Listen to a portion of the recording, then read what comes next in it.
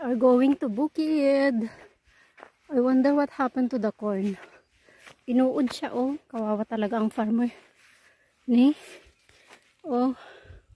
Nauud siya. Ang daming kumakain na uod. Ay, talaga. Kawawa ang farmer talaga.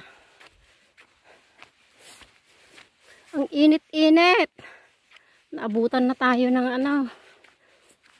Imagine we are walking in the under the scorching sun.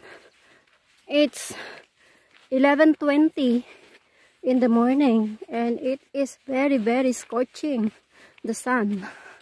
Ang sakit-sakit. Wala pa tayong payong.